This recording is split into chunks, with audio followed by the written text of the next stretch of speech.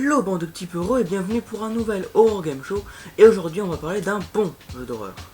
Mais t'avais pas dit que tu parlais que de mauvais jeux d'horreur? J'ai jamais dit ça. Alors pour résumer, l'Horror Game Show, qu'est-ce que c'est? Ça va être une analyse de jeux d'horreur qui sont soit nuls, soit what the fuck. Bon ok, je l'ai dit, mais j'en ai marre de parler que de mauvais jeux d'horreur moi. Ah mais c'est pas grave, tu tiens pas ce que tu dis. Faible. Enfin bref, aujourd'hui on va parler de 1916. Faible.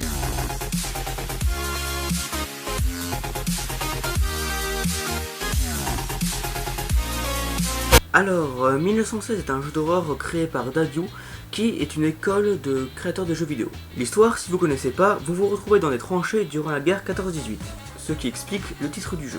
Et le but du jeu est de Find the Delight. Find the delighten, find the delight, find the delighten, find the delighten, find the delighten, find the... Ce qui veut dire trouver l'échelle. Ça va, tout le monde l'avait compris, pas besoin de le préciser, hein. Faible. Sauf que, évidemment, vous n'êtes pas seul, les tranchées sont infectées de dinosaures. Comme dans Jurassic Park. Je trouve que t'apparais un peu trop souvent, toi. Tu peux pas te passer de moi, hein. Faible. Fais gaffe, gamin, j'ai déjà tué pour moins que ça. Oh, l'imitation nulle, quoi.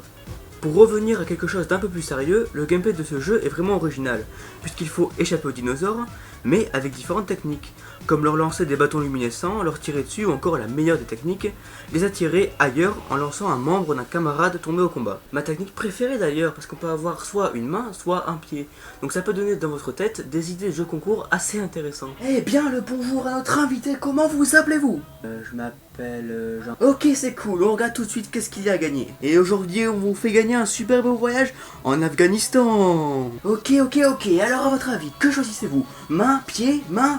Je dis main. Et suspense, non, c'était un pied. Vous avez perdu, allez au revoir, allez casse-toi. Au suivant, comment vous appelez-vous? J'ai peut-être les idées un peu bizarres. Dans le jeu, vous pourrez trouver un bunker dans lequel on apprend que l'échelle se situe après un champ de gaz toxique. Il faut donc retrouver un masque à gaz. En passant, vous pourrez rencontrer plein de gens, dont ce mec que je sais pas ce qu'il fait. Ensuite, il faut courir vers... Attendez, c'est quoi ce mec? Je vais remplir ton anus de ma semence génitale. C'est... glauque. Bon, on va abréger un petit peu. Vous trouvez le masque à gaz sur un cadavre, vous traversez le champ de gaz, vous trouvez l'échelle, il y a un dernier dinosaure à éviter, et puis la fin. Je vous avais dit que ça m'énervait quand quoi qu'on fasse, on meurt à la fin. Bon, on a fini, et franchement, moi j'aime bien ce jeu. Les graphismes déjà, ils sont un peu particuliers, en noir et blanc, mais ils vont parfaitement avec le jeu. Ensuite, les dinos ne font pas très peur, on les voit de loin, ils peuvent vous surprendre mais ça s'arrête là. En fait, c'est plus le fait de savoir qu'ils sont là qui vous fera peur. Mais le jeu a quand même quelques défauts. En fait, le problème c'est que la carte, les monstres, tout est prédéfini et rien n'est aléatoire. Par exemple, le premier dinosaure que vous allez voir sera toujours ici, ce qui fait que vous n'en aurez peur qu'une seule fois.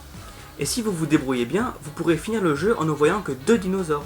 C'est ce que je trouve assez dommage, et au final c'est plus un jeu d'action et de stress qu'un réel jeu d'horreur. Ouais, donc en fait, c'est pas un mauvais jeu d'horreur.